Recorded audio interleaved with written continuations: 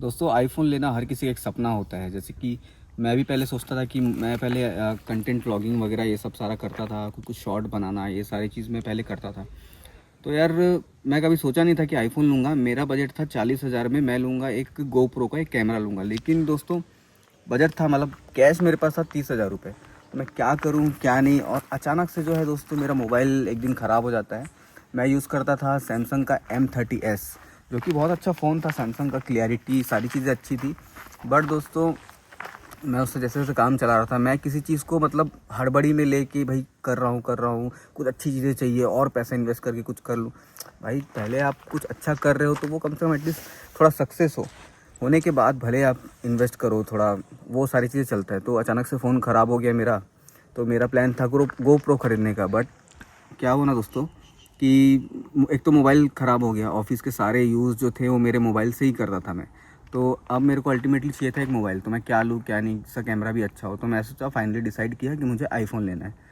तो यार मेरे पास बजट था 30,000 का, और मैं सोच रहा था आईफ़ोन लूँ। अब दोस्तों मेरा एक दोस्त है जिसको आईफ़ोन का नॉलेज था, तो उसको लेके गया। अब दोस्तों हर फ़ोन में एक ना एक प्रॉब्लम, बैटरी का प्रॉब्लम, कोई मोबाइल खुला हुआ है, कोई रिफर्बिश्ड है, कोई कुछ ना कुछ प्रॉब्लम है। तो दोस्तों फाइनली मैंने 5,000 रुपये और मिलाए, 35,000 रुपये मैंने सेकंड हैंड आईफ़ोन एक ख़रीद लिया था, आईफ़ोन 15।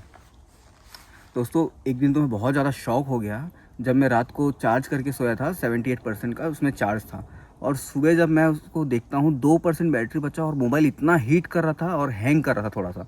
तो मैं डर गया भाई, मैं 35,000 रुपये लगाया हूँ ज़िंदगी में पहली बार इतना खुद का पैसा दे के एक मोबाइल ख़रीद रहा हूँ, और उसमें भी वो ख़राब। तो मैं एकदम हाँ तुरंत दुकान में भागा, भाई इसको एक्सचेंज करो या क्या करो, मैं क्या करूँ मेरे को कुछ समझ में नहीं आ रहा था।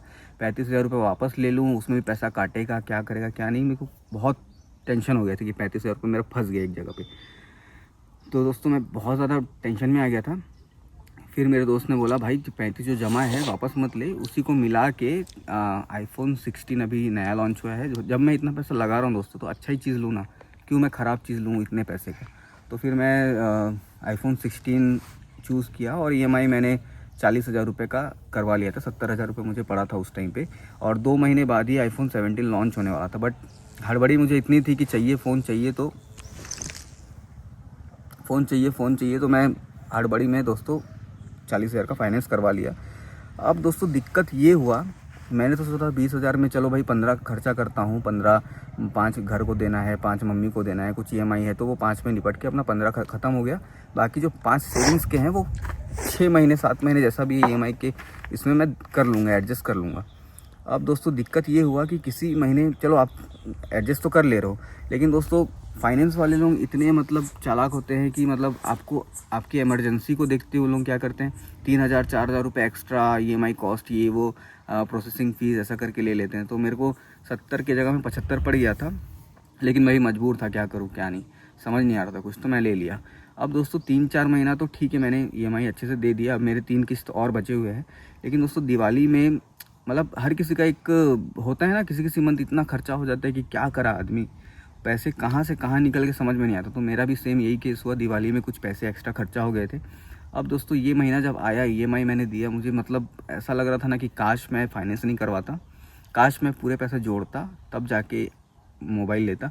बट दोस्तों मुझे बहुत ज़्यादा अर्जेंट था इसीलिए मैंने लिया। तो आपसे मेरी एक रिक्वेस्ट है, EMI कभी मत लीजिएगा।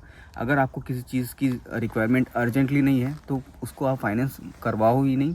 आप कुछ पैसा इकट्ठा करो, 3 महीना रुक जाओ, थोड़ा पैसा जोड़ लो, उसके बाद आप भले वो सामान खरीदो। लेकिन दोस्तों फाइनेंस के जंजाल में फंसो मत। शुरू में वो 3,000 आपको हल्का लगेगा, लेकिन जैसे जैसे बोलते हैं ना, एक लकड़ी को आप एक हाथ में पकड़े रहोगे तो वो कुछ समय तक तो हल्का लगेगा, लेकिन जैसे ही टाइम बीतता जाएगा तो वो भारी होने लगता है। तो सेम मेरे साथ भी यही केस है, और आपके साथ भी ना हो, इसलिए दोस्तों मैं आपसे रिक्वेस्ट करता हूँ, अब फाइनेंस दोस्तों कभी मत कराना।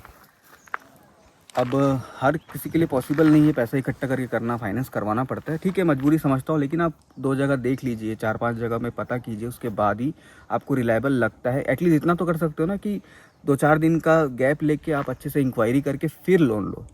लोन लेने के लिए मना नहीं है, लेकिन मेरी ऐसा हड़बड़ी में आप जाओगे, 70 का फ़ोन 75 में ले रहा हूँ, 3 महीने बाद आईफोन 17, और रेट उसका आज गिर के बहुत ही कम हो गया, 40 या 50,000 समथिंग हो गया है आईफोन 16 का। सोचो मुझे कितना लॉस हुआ, इतना हड़बड़ी के कारण से मुझे कितना बड़ा लॉस झेलना पड़ा। तो ये आपके साथ ना हो, इसलिए मैं एक अवेयरनेस वीडियो आपसे शेयर किया हूँ, जो मेरे साथ हो चुका है, रियल इंसिडेंट मैं आपसे शेयर किया।